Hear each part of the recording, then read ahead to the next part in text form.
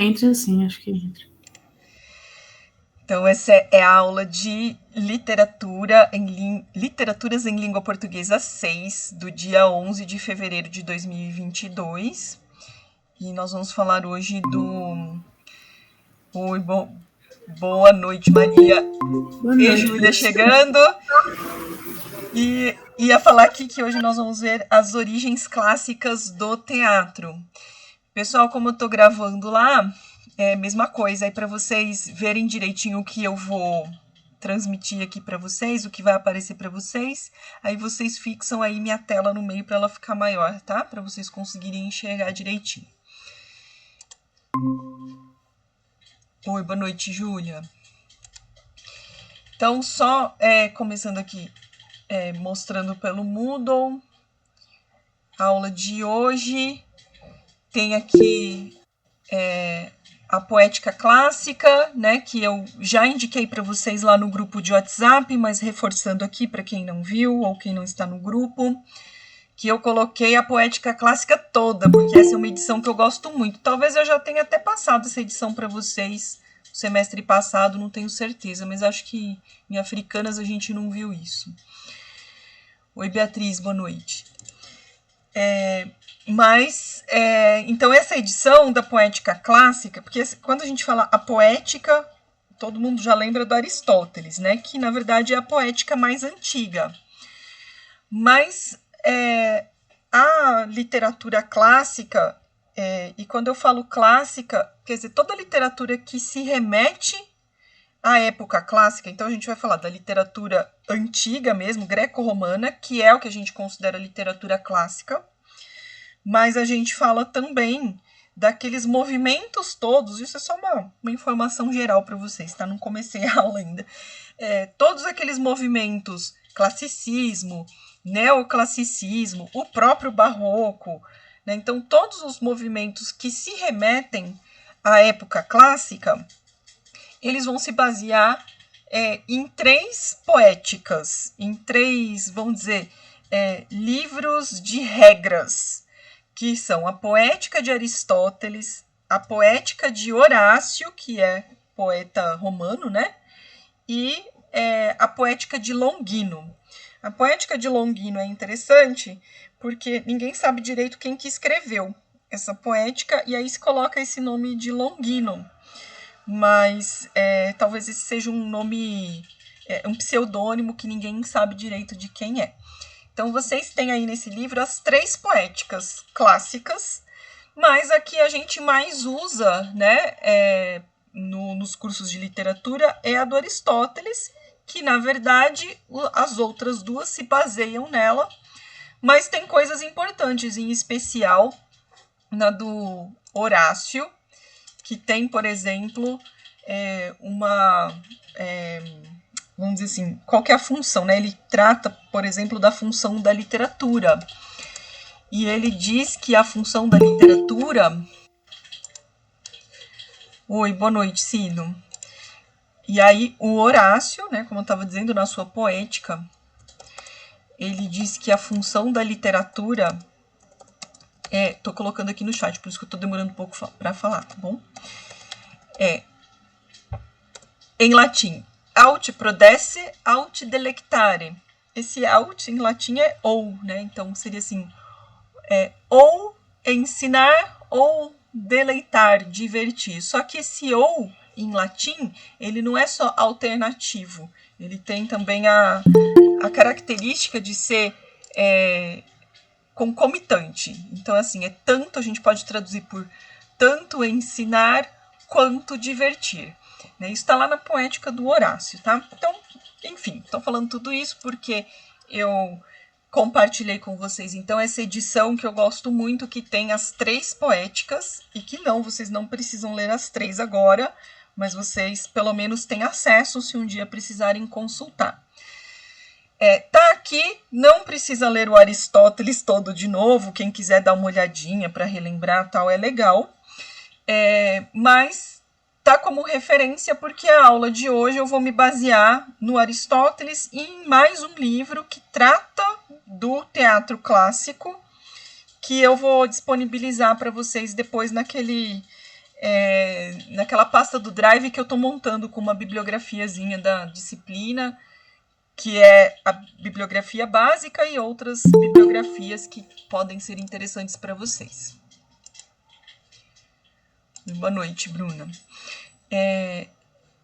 Então, vamos falar aí do teatro clássico, tá? Então, o que eu estou falando hoje, o que a gente vai estudar nessa disciplina é basicamente teatro mais moderno. Quando eu falo moderno, eu não estou falando contemporâneo necessariamente, e não necessariamente do modernismo. O que a gente chama de idade moderna começa com o Renascimento. Então, lá em 1400 e alguma coisa, é a marca da modernidade. Então, a idade moderna começa lá. E aí existem divergências entre os estudiosos, os filósofos e os estudiosos da arte, de qualquer arte, seja visual, literatura, etc., sobre a idade contemporânea. Né? Quando que ela começa e se essa idade contemporânea, se ela marca um fim da idade moderna ou da modernidade. Então, a divergência. Né? Aqueles que acreditam que nós estamos na era pós-moderna, então que nós já superamos a mentalidade e as características filosóficas, sociais, etc., da modernidade, eles colocam mais ou menos essa marca nos anos 80, em geral lá em 1984, que tem certos acontecimentos, publicações, eventos, etc., que marcam essa passagem para a idade pós-moderna. Porém, tem aqueles que acham que nós não estamos numa modernidade, numa pós-modernidade, que nós estamos numa supermodernidade ou numa modernidade tardia, que nós não superamos aquela mentalidade que está lá que começou lá com o Renascimento, que ela só foi se modificando com principalmente os avanços tecnológicos e as modificações econômicas, porque eu não posso falar de avanço quando a gente fala de capitalismo. O capitalismo sempre incita a barbárie e não a modernidade, né? É moderno por uma parte do mundo, né? Como nós vimos lá quando nós falamos das literaturas africanas, né? E vimos aquela ideia de colonialismo, né? Como é que é? Então, o mundo é dividido, na verdade. Para alguns, existem grandes avanços, o capitalismo promove grandes avanços. Para outros no mundo, o capitalismo promove o fim da cultura, a barbárie e a falta de acesso às coisas. Então, vamos lá. Então, eu estou dizendo isso porque eu vou falar do teatro clássico, embora, né, o nosso assunto não seja teatro clássico, não seja literatura clássica, ou seja, literatura antiga, nem medieval. Nós vamos falar de modernidade e nós vamos começar o nosso conteúdo de literaturas em língua portuguesa a partir do quinhentismo, né? Então, a partir lá do Anchieta, na verdade, e nós vamos ver por quê, tá? Porém, é interessante a gente conhecer o teatro clássico, as suas bases, não só para a gente estudar a literatura dramática, como também para a gente estudar a literatura na narrativa, né? Nessa parte da literatura que é a narrativa, porque o teatro clássico dá origem à narrativa, tá? Gente, como eu não estou vendo o chat, aí eu peço para vocês mandarem as suas perguntas e dúvidas ou comentários, né, pelo áudio. Então, a qualquer momento, vocês podem me interromper se tiverem dúvidas, tá? Ou se quiserem comentar alguma coisa, tudo bem?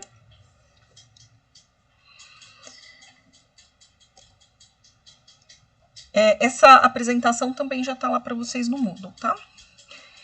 Então, vamos vamos falar aqui de algumas datas para a gente ver algumas coisas interessantes, né? O teatro grego, né, começa, aliás, eu acho que o teatro não começa na Grécia, mas o teatro grego é muito importante porque ele influencia toda a literatura ocidental, né, da qual nós fazemos parte, né?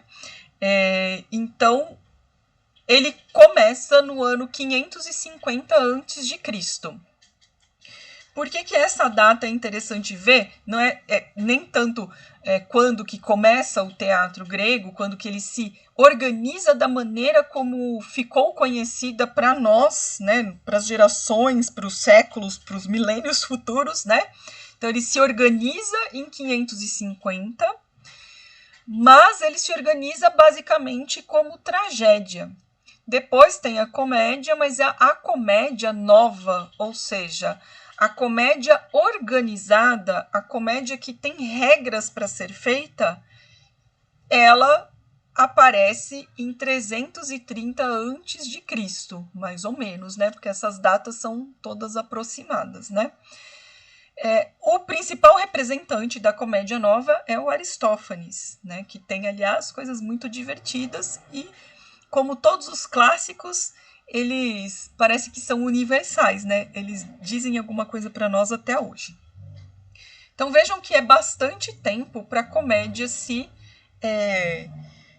organizar. E isso tem um motivo, né? O motivo é que a cultura popular vai se tornando mais forte.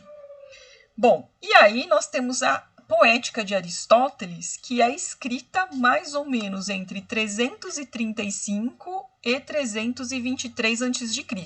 Não é que ele demorou tudo isso para escrever, é que também há divergência entre as pessoas que fazem a datação desses textos antigos. Existe essa divergência.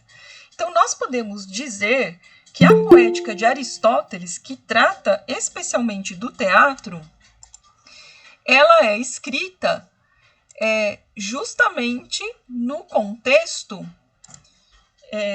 de surgimento ou de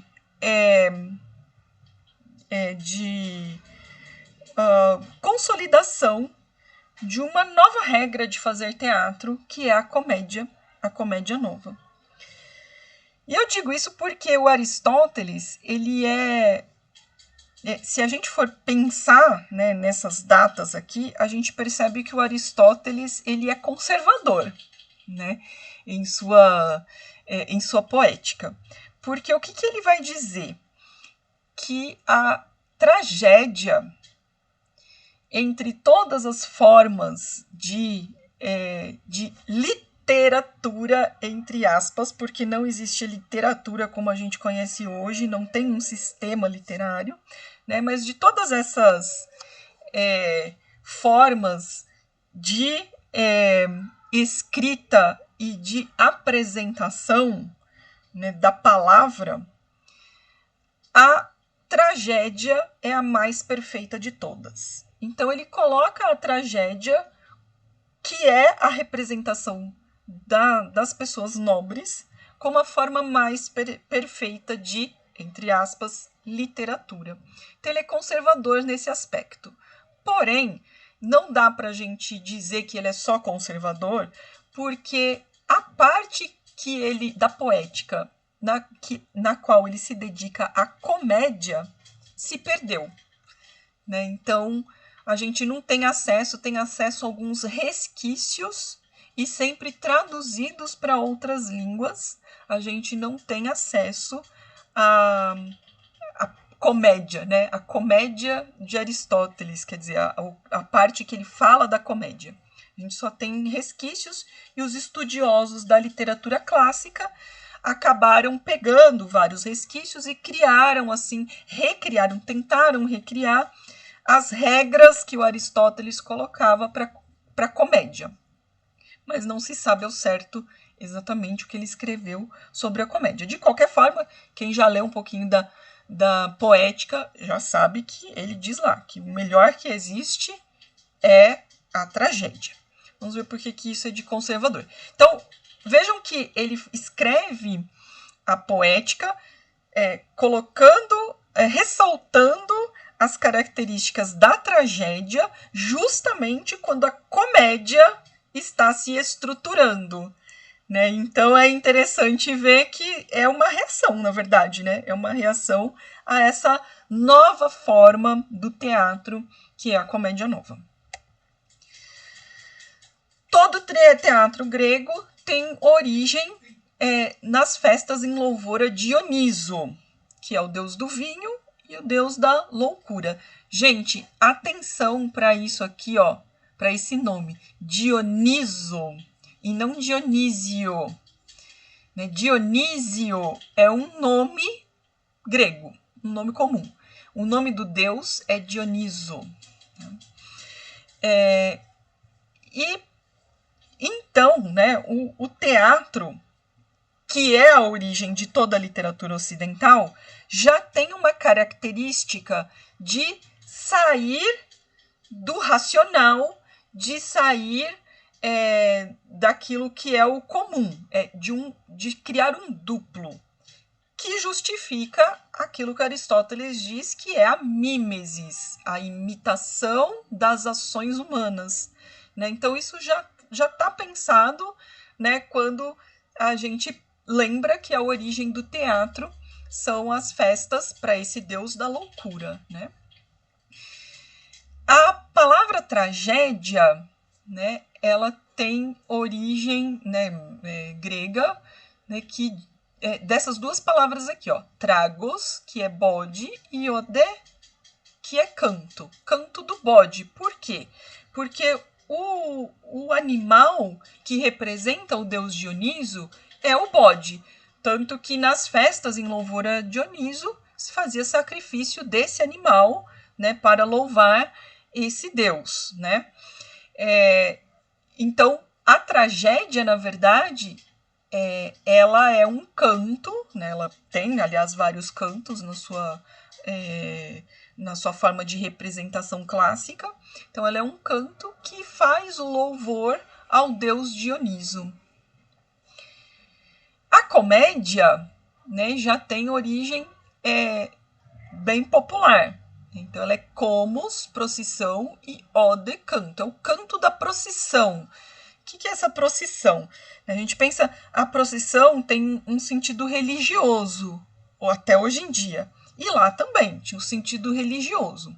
Só que vejam, as festas em que havia o sacrifício do animal, em que se apresentava o teatro trágico, etc., eram festas muito restritas. Né?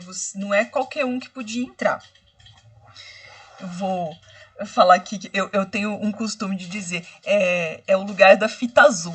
O lugar da fita azul é uma experiência pessoal minha, que um dia eu fui com a minha irmã numa balada, né, e a gente entrou por acaso, a gente não sabia que ia ter, a gente estava viajando, né, e aí vamos entrar aqui nessa balada e tal. Aí a gente entrou e no lugar tinha o salão, assim, né, desse lugar que tinha essa balada, tinha uma parte bem grandona que estava escrito inferno. E um lugarzinho para cima, assim, que estava escrito céu. E aí nós olhamos aquilo lá, as duas tontonas, né? Aí nós olhamos aquilo e lá no inferno estava o inferno mesmo, né? Um monte de gente. E aí, quer dizer, no começo é legal, né? Mas daqui a pouco você cansa e tudo mais. E aí a gente falou assim, vamos descansar ali, ó, tem aquele lugar bom ali que é o céu, né? Vamos lá para aquele lugar, olha só gente bonita ali e tal, né? Aí fomos subindo as escadinhas assim, aí lá em cima tinha aquele segurança grandão assim, né? E o segurança falou, a fita. Eu falei, que fita? Aí ele mostrou assim, tipo a lapela e falou, a fita. Eu falei, mas eu não sei que fita é essa. Ele falou, para entrar precisa da fita. Aí precisava lá de uma fitinha azul, né, para entrar, porque obviamente a parte do céu era reservada apenas aos convidados ou aqueles que pagaram mais. Nem sei como é que consegui essa fita. Eu sei que eu tive que ficar no inferno mesmo. Ou seja, né, as festas em louvor do Dionísio tinha também essa ideia, aqueles que tinham fita e aqueles que não tinham fita. Então, os da fita, que eram os nobres, né, ou as pessoas que trabalhavam para os nobres, eles tinham acesso, né, a essa apresentação de teatro que era a tragédia, né, de autores que compunham essas peças para serem apresentadas nessas ocasiões. E a comédia, ela inicia de uma forma bem espontânea. A comédia, ela é a apresentação feita pelas pessoas do povo, aqueles que não têm a fita, né? Então, estão na outra parte da balada, na outra parte da festa, né? E aí eles faziam, logicamente, né, como era de se esperar, a comédia também tem essa característica de sátira. Então, como é feita pelo povo, por um povo que está excluído e não pode entrar naquela festa onde é apresentada as tragédias, então eles recontavam as mesmas histórias fazendo sátiras. Ou fazendo as representações do próprio povo, né? Então, quem é representado lá nas comédias é o próprio povo. Então, em vez deles representarem os nobres, eles representam as próprias pessoas que estão ali. E essas comédias, portanto, né? Então, esses cantos da procissão, o canto do povo, eram apresentadas de maneira mais informal, com as pessoas que estavam ali mesmo, que tinham ido para a festa, mas não podiam entrar lá na balada da fita.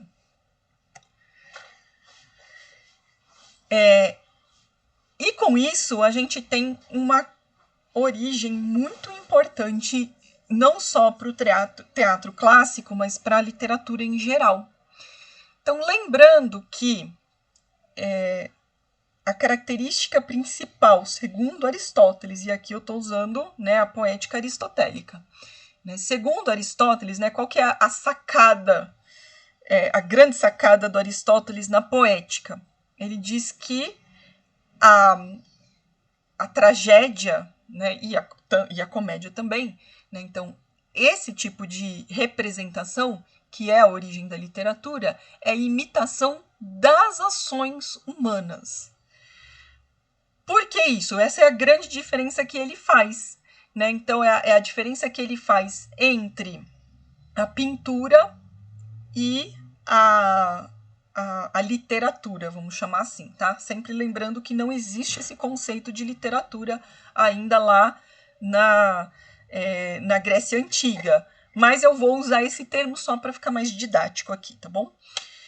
Então, a pintura, ela representa cenas e ela pode até representar os seres humanos fazendo uma ação, mas aquilo é fixo, né? Enquanto que na literatura, as ações humanas, elas têm um desenvolvimento, né? Como realmente, seria assim, em tempo real, né? Não é uma coisa fixa. Então, essa foi a grande sacada do Aristóteles, é o conceito de mimesis.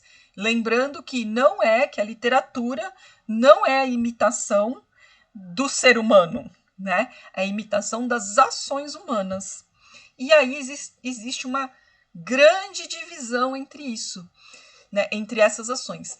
Tem a divisão, né, da mimesis, né? Existe, então, a literatura, que é a mimesis de deuses e nobres, ou seja, imita as ações de deuses e nobres, e tem a literatura, que é a mimesis de pessoa do povo.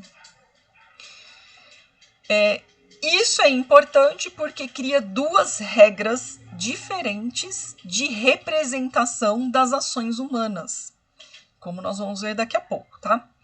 Então, a imitação de ações de deuses e nobres resgata histórias do povo grego, né, histórias de guerras, histórias de pessoas. A épica, ele faz uma diferença entre a épica, que tem a ver com a história, e a tragédia, né? Porque a tragédia, ela não narra uma história só de uma guerra, etc. Ela é centralizada em um personagem, em um herói. Então, o herói trágico, ele é um nobre. Então, a tragédia, ela tem essa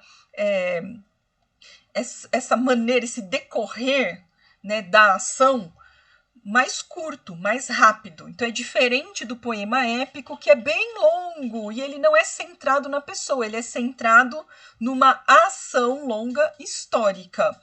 Enquanto que a tragédia, ela vai ser centrada na ação de uma pessoa. Ela narra a vida de um único personagem, de um protagonista, de um herói. E esse herói necessariamente é um deus ou um nobre da história grega.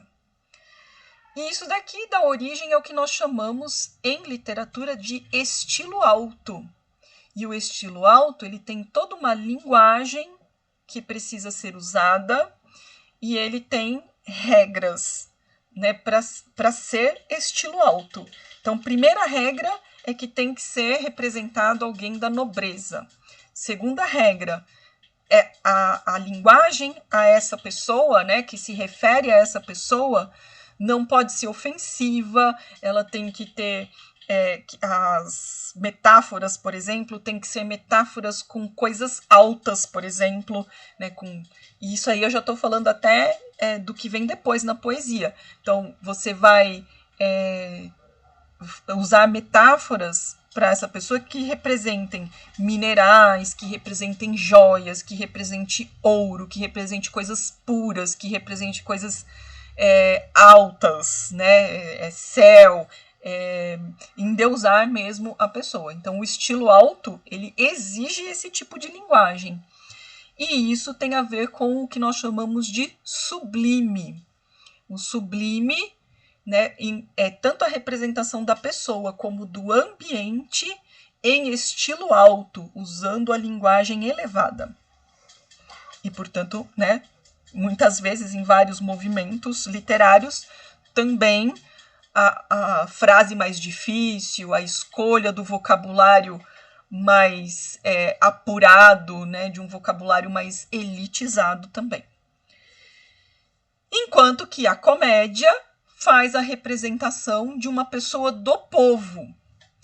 Né? Então, no momento, como a sociedade ali é estamental, ou só tem nobre ou só tem povo, né? Não tem classe média, vamos dizer assim, né? Então, a pessoa do povo, ao outro lado, vai ser a representação da pessoa do povo. E isso, né, a representação da pessoa do povo determina o estilo baixo.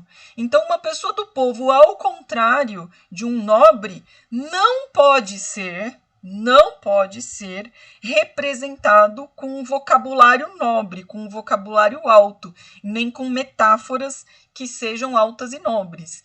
Então, a regra do estilo vulgar, e vulgar aqui no sentido de vulgo, de povo, né, tem que ser, né, a pessoa do povo, ela tem que ser representada com a linguagem do povo. Isso é uma regra clássica. Isso explica muita coisa, né, ao longo da literatura. Então, a gente tem aí duas regras, como se representa um nobre e como se representa uma pessoa do povo, como se faz a tragédia, como se faz a comédia. E aí, nós temos uma estrutura da ação, já que a gente, né, que a sacada do Aristóteles é que a tragédia é representação das ações humanas, né? Como que essa ação ela é desenvolvida, né, ao longo dessa narrativa, né? Eu vou chamar de narrativa, que não é muito certo, porque a narrativa, você dizer narrativa, você está pressupondo a existência de um narrador, enquanto que a principal característica do texto dramático é não ter narrador. A ação é direta. E é isso que o Aristóteles considera a grande diferença entre a poesia épica e a tragédia, porque a poesia épica tem um narrador, enquanto que a tragédia, e eu estou falando aqui só da poética da parte da poética que a gente conhece, que fala da tragédia. Então, a tragédia, ela tem a ação representada, vamos dizer assim, em tempo real. Como para o Aristóteles, né, diferente do que eu falei do começo da aula lá na poética do Horácio, né, para a gente falar da poética do Aristóteles. Para o Aristóteles não é divertir e ensinar o objetivo da literatura, sempre entre aspas, tá? O objetivo da literatura é causar o pathos, é causar o clímax, é a catarse. A catarse tem um objetivo social. Vamos chegar nele lá. Bom, então, como é que funciona, né, uma narrativa, vamos dizer assim, uma ação, uma estrutura de ação da tragédia clássica? Tem uma situação inicial, né, que está em harmonia. Depois, há algum acontecimento que desestabiliza essa situação inicial. Em geral, esse acontecimento, ele está no destino do protagonista, está no destino do herói, ele foi previsto antes, né, no destino dele, e ele representa, tem que falar com um biquinho, híbris ou ubris. Tem as duas formas de falar essa palavra, escrever. Híbris ou ubris, com U mesmo. A ubris é quando você ataca o desígnio divino. Você causa um desgosto para um Deus. Esse desgosto para um Deus pode ser um desgosto social também. O Aristóteles usa como exemplo principal o Édipo, né? A história do Édipo. Então, o que acontece com o Édipo? Está escrito no destino que o rei lá de Tebas vai ser morto pelo próprio filho, e isso vai levar à destruição de Tebas. Então, quando nasce o filho dele, o Édipo, ele manda matar, mas a mãe fica com dó e entrega o Édipo lá para um casal. E o Édipo, sem saber que ele é o Édipo e sem saber que ele é o herdeiro, né, da coroa de Tebas, ele um dia resolve partir para uma aventura sem destino e, na verdade, tem destino. Tem o destino que já está no nascimento dele. E ele acaba chegando a Tebas e arruma encrenca com o pai dele, que ele não sabe que é o pai dele, e mata o pai dele. Então é a ubris. Ele desgosta o doxa. O doxa é a regra social. E isso daí leva a uma série de fatores, né, que vai criando cada vez mais tensão, né? Uma das tensões é que daí, como por ter matado o rei de Tebas, ele se torna rei e ainda casa com a rainha, que na verdade é a mãe dele, Jocasta, né? Isso aí vai causando maiores problemas e com isso desestabiliza toda a organização universal e divina. E aí aqueles inimigos de Tebas começam a aparecer e começam a fazer guerra e ele tem que tomar decisões e ele só toma decisões não tão boas, né? E aí a tensão vai ficando cada vez maior e essa tensão cada vez maior é o pathos, né? Por isso que quando a gente fala que algo é patético, vem aqui dessa palavra pathos, que significa sofrimento. O sofrimento, né, do protagonista vai ficando cada vez maior, cada vez mais tenso, até que em algum momento há uma peripécia, né, uma inversão, o que a gente chama atualmente, modernamente, nós chamamos de plot twist, é a inversão do enredo. Então, acaba acontecendo algo que inverte o enredo, né, um acontecimento que leva a anagnórise. A anagnórise é o reconhecimento. No caso da história do Édipo, o que acontece? Ele nasce com um defeito no pé. E aí, como a situação lá de Tebas está ruim lá na mão dele, ele acaba consultando o oráculo. E aí, nesse momento que ele consulta o oráculo, alguém o reconhece, percebe que ele tem o defeito no pé e reconhece que ele é Édipo. E revela para ele, aí ele tem essa revelação, esse reconhecimento, né, essa revelação de quem ele é na verdade. E aí causa o horror de todo mundo, né, que chega ao clímax, o momento mais tenso da história, o momento mais tenso da ação, em que ele percebe, né, percebendo que ele tinha matado o próprio pai e casado com a própria mãe, ele fura os próprios olhos. Né? Então ele infringe a si mesmo, né, um sofrimento, e esse é o momento de mais alta tensão dessa peça teatral.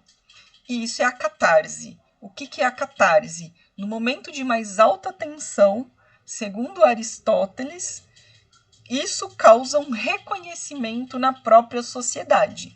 Então, ao mesmo tempo, ela se sente representada, porque, na verdade, isso daí o Freud já vai aproveitar lá na frente, lá em 1900, né?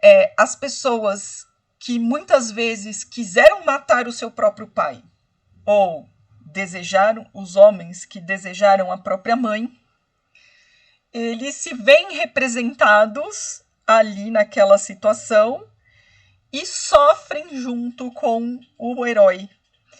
E ao fazer isso, eles já vivenciam essa dor junto com a representação teatral, e isso faz com que exista uma pacificação social, vamos dizer assim. Então, vivenciando isso na tragédia, e ainda com um protagonista que faz parte da nobreza, que tinha isso marcado no destino dele, então as pessoas, teoricamente, para Aristóteles, tá? Eles já vivenciam esse desejo ali durante a ação teatral, então eles têm menos tendência de fazer isso nas suas vidas pragmáticas, nas suas vidas de todo dia, no seu cotidiano. Vocês veem que hoje em dia a gente fala justamente ao contrário das representações, por exemplo, cinematográficas, né? Todo mundo fica preocupado quando tem, por exemplo, um Coringa, né? Que fala assim, nossa, não pode mostrar isso para as pessoas jovens, não. Porque aí elas vão achar que elas podem fazer isso também. Né? Então fica aí aberto uma reflexão para nós, né? Se o Aristóteles estava certo ou se essa narrativa nova que a gente tem, essa ideia nova que a gente tem, que está certa. Né? O que faz, ou os dois estão certos, né? Vai depender de cada pessoa. Né? O que de fato faz, né, a representação das ações humanas. A gente entrar nessa representação da ação humana faz com que a gente a vivencie e tenha menos vontade de realizá-la no nosso dia a dia? Ou será que a gente vê essa representação no outro e nos dá mais vontade de realizar as mesmas coisas no nosso dia a dia? Bom, de qualquer forma, continuando aqui, após a catarse, a tensão vai diminuindo e entra num outro momento, uma reorganização, né? numa nova organização do meio, que se chama catástase. Vejam que eu coloquei aqui nesse gráfico, né, que a catástase ela não está no mesmo nível do início da ação. Né? Ela está aqui em outro nível. Por quê? Uma característica principal da tragédia é que o herói trágico ele começa bem inconsciente, né, num nível de inconsciência, ele passa por diversas situações que no final ele está num novo nível de consciência. Então o Édipo não sabia quem ele era no começo e no final ele sabe muito bem quem ele é.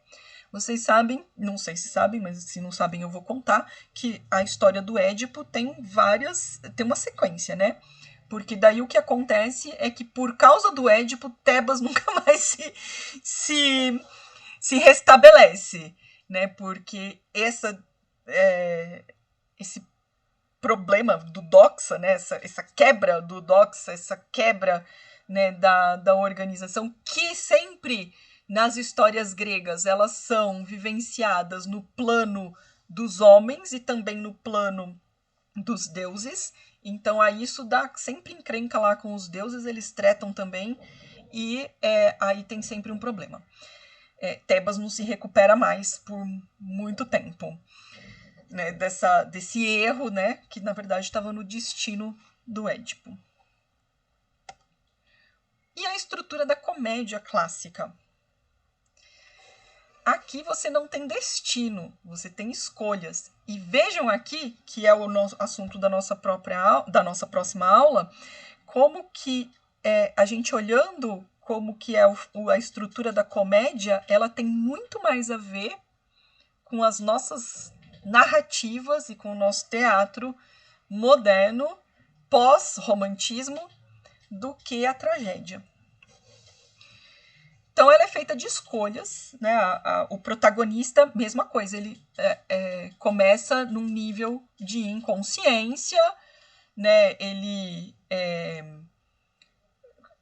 começa, né, o ambiente num determinado equilíbrio, aí o protagonista faz más escolhas que o levam a problemas. Isso causa um desequilíbrio. Né? Então, esse desequilíbrio também vai tendo várias tensões, até que chega novamente numa peripécia, num plot twist, que também é um reconhecimento, né? Uma anagnórise, reconhece o que está de errado, ou ele percebe o erro que fez, ou alguém revela alguma coisa para esse protagonista, ou era um feitiço que é desfeito, porque na comédia também há a possibilidade do feitiço, chega a um clímax, né, um momento bem intenso, né, em que não necessariamente alguém morre, ou não necessariamente alguém que se autoflagela, né, mas é um momento que nada mais dá certo na vida desse protagonista, mas com essa mudança ele consegue chegar a um novo nível. Vejam que após o clímax, a ação da comédia ela vai rapidamente para o êxodo. E o êxodo, vejam, êxodo é diferente de catástase. A catástase significa um novo nível de consciência do protagonista. E aqui eu não consegui balizar muito bem, gente, mas a ideia era que ficasse no mesmo lugar, tá? O êxodo significa que o protagonista voltou para a sua situação inicial de consciência e que o equilíbrio se restabeleceu. Então, aquele equilíbrio inicial é o mesmo do final da comédia. Tudo volta ao final. Ou seja, a gente tem aqui o final infeliz ou final trágico e a comédia caracterizada pelo final feliz. Então, sempre que há final feliz, você tem uma estrutura de comédia. Então, a comédia, agora a gente já chega a isso, ela não é necessariamente caracterizada pelo riso.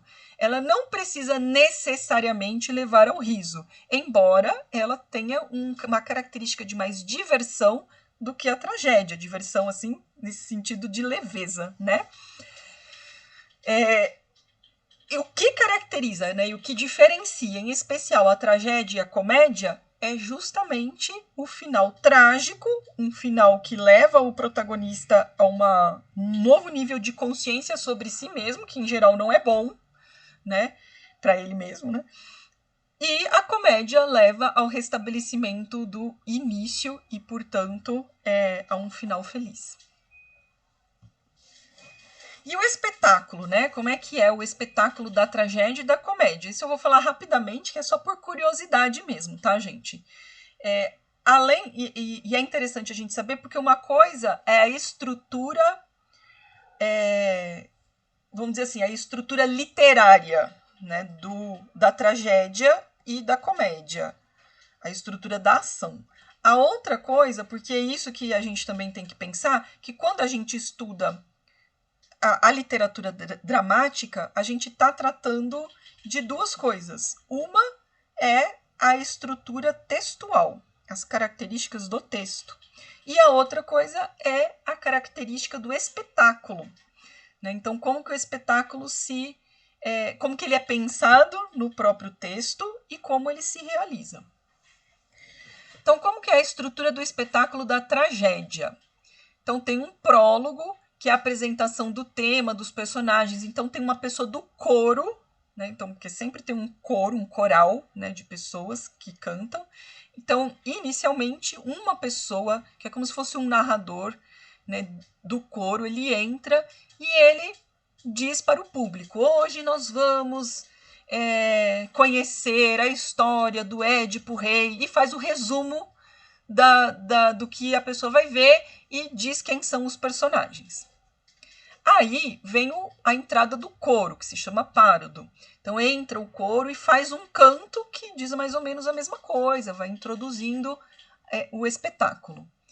Aí vem os episódios, né? Que são as cenas. Cena 1, cena 2, cena 3, que o drama, né, o texto dramático é dividido em várias cenas, em várias partes, que se chamam cenas.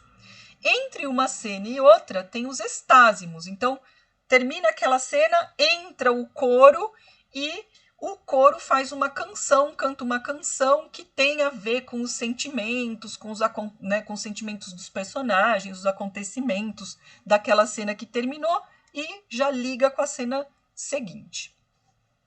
E aí tem um epílogo, né? Depois da última cena tem um epílogo, desfecho, que é feito pelo coro também, que entra e marca o final, né, desse espetáculo. Já a estrutura do espetáculo da comédia, que não era tão estruturada assim, mas a mais comum é a que foi consolidada por Aristófanes, né? Então é assim, tem o prólogo, mesma coisa, entra uma pessoa do coro, faz a apresentação do tema, fala para todo mundo: hoje nós vamos ver a história de tal coisa, né? Aí tem o párodo, que é a entrada do coro, mesma coisa. E tem os episódios, as cenas, que aí a entrada do coro não precisa ser só no final da cena, mas no final de cada cena, o que acontece? O coro conversa diretamente com o auditório, e essa é uma grande diferença. Então, aqui no espetáculo da tragédia, tem a apresentação de um lado e o público do outro. E na comédia existe uma interação entre a apresentação, o espetáculo e o público. O público participa ativamente do espetáculo. E o êxodo, que é o desfecho, né? O final, entra o coro e marca o final. Como a comédia, então, ela tem a sua origem, né, fora do pessoal da fita, né, da balada da fita, então ela tá lá no povo, ela tem essa característica de, além de ter uma interação direta, ela ter, colocar em si o riso. Então, o riso é característico da comédia, embora não seja, na estrutura da ação, algo que seja obrigatório. A comédia não precisa obrigatoriamente fazer rir. A comédia precisa obrigatoriamente representar alguém do povo que, depois de várias vivências, ele termina no final feliz. Isso é que é a comédia. Porém, como ela tem essa característica de estar fora, né? De estar fora daquela parte mais estruturada, de ser praticada pelas pessoas do povo, para as pessoas do povo, com a interação das pessoas do povo, a comédia tende ao riso. E esse riso, e isso é muito importante fazer essa diferenciação, o riso pode ser cômico ou satírico.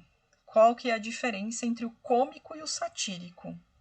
O cômico ele ressalta o defeito ou a feiura, isso é Aristóteles, tá, gente? Ressalta o defeito ou a feiura, sem dor nem destruição.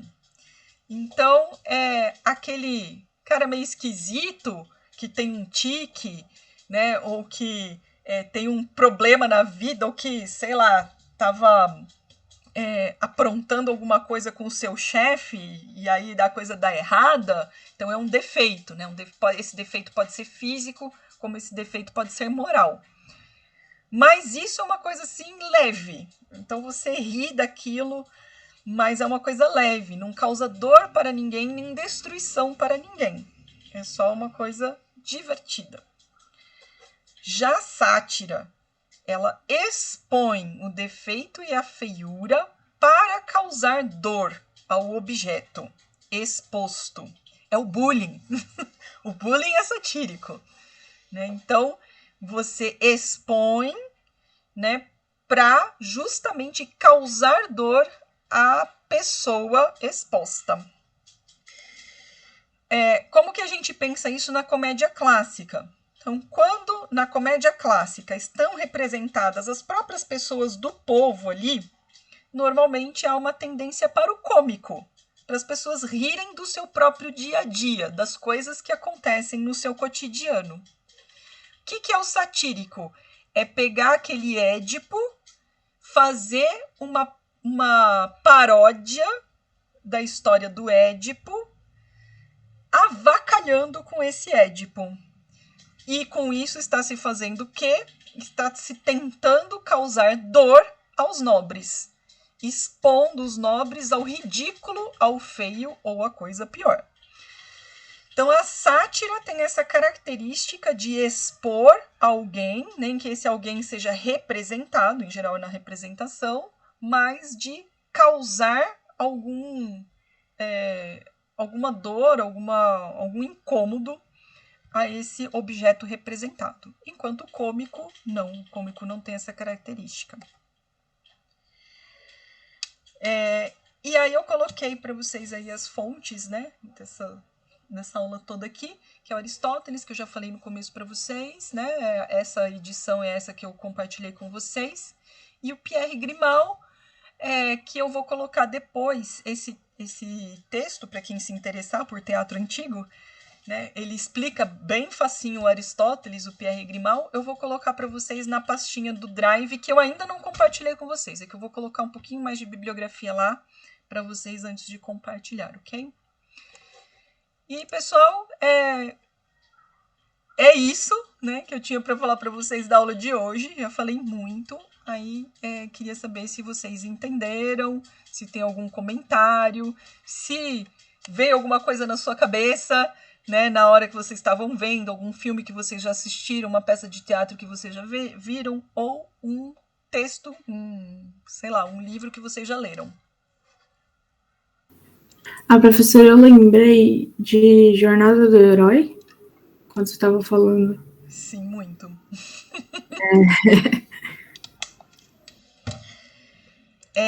Vocês conhecem esse livro, Jornada do Herói, né, que a Tabata falou? Não é um livro, na verdade, eu posso chamar até de uma teoria. Porque tem 2 livros que falam sobre a Jornada do Herói. Aquele oficialzão e do Joseph Campbell, e tem um outro que saiu pela Aleph. Acho que eu nem conheço esse outro, Tabata. O do Campbell eu tenho aqui e eu gosto de consultá-lo. É baseado no Campbell, mas é explicado diferente. Aí, quando você estava falando, eu lembrei do ciclo da jornada. Legal. Por quê que a Tabata tá lembrando disso? Não sei quantas pessoas conhecem, né? E a Júlia tá falando aqui, me lembrou Harry Potter. E Harry Potter é basicamente Jornada do Herói. Pessoal, esse livro é revelador. Só que um monte de gente acha que o Campbell inventou a roda, quando na verdade ele deixou a roda só mais moderna, porque quem inventou a roda foi o Aristóteles. A gente pensa que essas coisas, né, que a gente está vendo aqui são coisas do passado. Tá falando aí do... então, tá falando aí do Aristóteles, do teatro antigo e dessas regras para a literatura e tal. A gente tem 2 únicos momentos, vou falar 3, tá? A gente tem 3 únicos momentos na arte, e eu vou destacar literatura, lógico, aqui, porque é o nosso métier, que rompem. Vou colocar mais um, tá? Então, 4 momentos da literatura que rompem com o clássico. Esses momentos são, em ordem cronológica, a Idade Média, que rompe com o clássico, o romantismo, o realismo-naturalismo, que é derivado do romantismo, e depois o modernismo de primeira hora, e eu posso dizer a experimentação depois que houve lá nos anos 50 e 60. Esses momentos, né, e até uma parte deles a gente pode dizer que são contíguos. Muito embora existem, por exemplo, né, quando a gente fala ali que tem realismo-naturalismo, existe um contramovimento enquanto o realismo-naturalismo está vigorando, seja no Brasil, seja na Europa, ou mesmo nos Estados Unidos, que esse contramovimento é o parnasianismo. O parnasianismo, ele resgata, né, até exageradamente, a literatura clássica, a poesia clássica, né, em específico. Aí agora faz sentido quando a gente fala que o parnasianismo, né, quando a gente estudou lá, ou na escola no ensino médio, ou mesmo aqui na faculdade, faz sentido quando a gente pensa que o parnasianismo usava aquelas metáforas de pedras preciosas e não sei o quê, porque é um resgate da linguagem alta que o romantismo rompeu. Então vejam que o romantismo, por que o romantismo é um rompimento muito importante na sequência que vinha a prática literária? Porque a gente tem essa grande divisão entre o que é estilo alto e o que é estilo baixo. E o romantismo bagunçou isso daí. Porque ele colocou em histórias trágicas, né, a gente pensa que o romantismo é coisa de amor, mas não necessariamente. Né? O romantismo, ele é a representação trágica da pessoa que não é nobre, que é o burguês. Por quê? Porque inverteu, né? Assim, o nobre já não valia nada. A gente está pensando que o romantismo, ele nasce justamente na queda da nobreza e na ascensão da burguesia. E a burguesia faz o quê? Quebra com essa coisa do estilo alto e do estilo baixo e coloca no estilo alto a representação de pessoas que seriam do povo. E depois, né, o realismo e o naturalismo,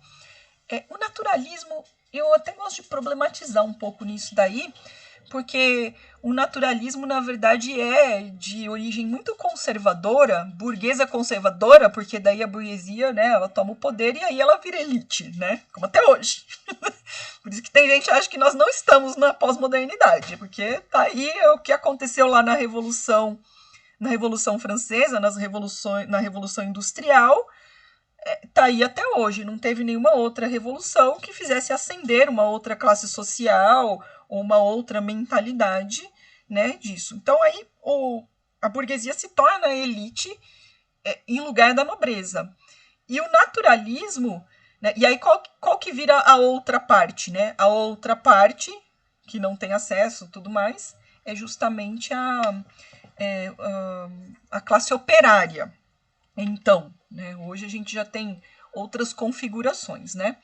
Então, a classe operária, as pessoas do povo, vamos dizer assim, no naturalismo, elas são representadas de maneira bem baixa. Né? Então, existe um resgate dessa visão no naturalismo. O realismo já é outra coisa, né? O realismo coloca um protagonismo das pessoas da elite burguesa mas destruindo um pouco essas pessoas da elite burguesa, né? Falando assim, olha como essa burguesia é podre, né? Então, o realismo ele é tributário do romantismo, né? Enquanto que o naturalismo, na verdade, ele é um movimento que se opõe ao romantismo nesse sentido de que ele resgata um pouco essa ideia de não de estilo alto e de estilo baixo, mas de divisão social e colocando as pessoas que são das classes sociais não favorecidas como classes que são promíscuas, e a promiscuidade não é só sexual, que eu quero dizer, né? Promiscuidade é na sujeira, vivem com pouca intelectualidade e tudo isso, né? Então faz essa divisão social que lembra um pouco essa divisão entre estilo alto e estilo baixo, ou entre nobreza e vulgo, né? A Tabata compartilhou aqui para vocês, né? Quem quiser dar uma olhadinha, é muito interessante. E eu vou até já copiar aqui o link, vai abrir para vocês aí. Depois eu vou olhar, Tabata. Porque é interessante para todo mundo ver essa questão da jornada do herói, principalmente depois dessa aula, porque vai ser assim uma abertura de olhos para vocês. Porque o bom do Campbell é que ele explica o Aristóteles bem facinho para vocês, tá? Porque o Aristóteles, lógico, aquela linguagem antiga, as traduções são difíceis e tudo mais. Então lá tá fácil da gente entender. Só que ele traz para ele como se ele tivesse inventado tudo aquilo e, na verdade, ele só está reinventando tudo que o Aristóteles já disse.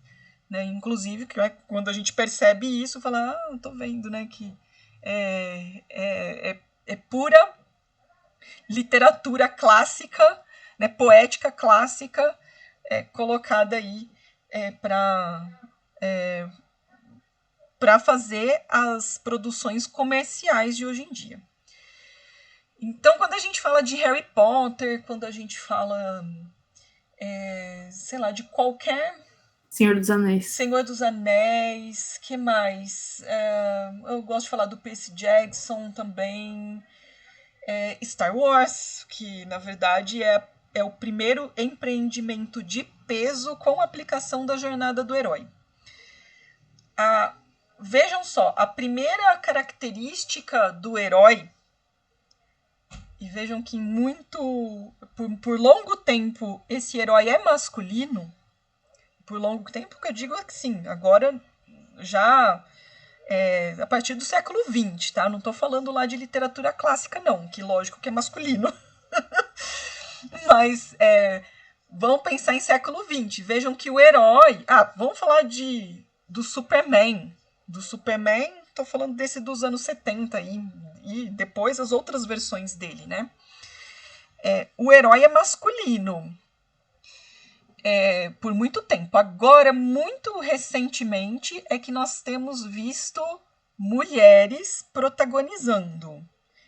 Então, eu quero ver quando vai chegar... agora, também já tem algumas mulheres e alguns homens gays protagonizando. Ainda, pelo menos, não vi ou não me lembro de nenhum protagonista trans, mas a gente vai chegar lá. Mas, então, por longo tempo, a gente tem um protagonista masculino, como deve ser do Aristóteles. Esse protagonista, ele tem um problema familiar. Em geral, ele não tem família. A família dele morreu. Nossa, gente, o próprio Harry Potter, né? A família dele morreu. Ou ele tem uma diferença muito crucial da família dele. Então, a família dele segue um tipo de pensamento e ele segue outro. Então, ele rompe com a família. Olha lá, o Luke Skywalker, né? Então, ele tem o pai. Primeiro, ele acha que ele não tem o pai, mas depois ele descobre que ele tem o pai, mas o pai dele é do mal e ele quer ser do bem, embora ele tenha vários problemas com isso. Só que esse problema familiar que ele tem sempre vai persegui-lo. É a grande angústia do herói nessa jornada é justamente até que ponto ele é a família dele, ele carrega essa herança, vamos dizer assim, e até que ponto ele se descobre como ele mesmo. E aí ele tem que perseguir dentro desse conflito, né, qual que é a missão dele, qual que é, por que ele está no mundo. Isso é a jornada do herói. Não, Anderson, eu tenho que fazer chamadinha, tá? Acho que agora é uma boa hora. Pessoal, disso que eu falei, qualquer coincidência, qualquer semelhança com todos os filmes e livros comerciais que vocês já viram, não é coincidência. É Jornada do Herói e é Campbell. Isso serve para fazer grandes filmes muito bons, como serve também para fazer uns enlatados que não valem nada. Mas todo mundo usa essa concepção, que na verdade é uma concepção aristotélica. Pessoal, nós vamos fazer chamada clássica, tá? Porque eu vou olhar aqui o nosso diário, que tá todo mundo com falta, e eu vou colocar presença para quem me falar o Você desligou o microfone, professora. Ai, meu Deus. É mesmo. Obrigada por avisar. Gente, eu vou fazer chamada clássica, porque eu tô aqui com o swap aberto aqui. E tá todo mundo com falta. Ai, socorro, professora. Não, mas é por isso mesmo. Já vou tirar as faltas agora, conforme vocês forem me respondendo. Então, é tipo quarta série, tá? Eu vou chamar e tem que abrir o microfone e falar que está presente. Pode falar aqui, pode falar sou eu, tá bom? Adriana, tá presente? Adriana Prates. Presente, professor. Estou aqui. Brincadeira. Tá, espera só um pouquinho, gente. Eu vou fazer uma pausa aqui na gravação, porque quem vai assistir a gravação depois não precisa ver a nossa chamada, né? Peraí.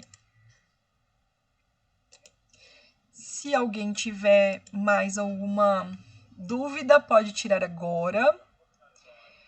Quem não tiver dúvida ou comentários, boa noite, obrigada pela presença. Bom fim de semana. Vamos para o happy hour. Obrigada, pessoal. Boa noite, prof. Bom final de semana. Boa noite. E eu vou fazer o plantão, tá bom, gente? Só que eu vou sair um pouquinho, que eu vou entrar no plantão pelo celular. Então, eu vou derrubar todo mundo, mas depois, quem precisar, quem quiser tirar dúvida, quem quiser comentar alguma coisa da disciplina de literaturas em língua portuguesa 6, pode entrar novamente às 8h40, tá bom?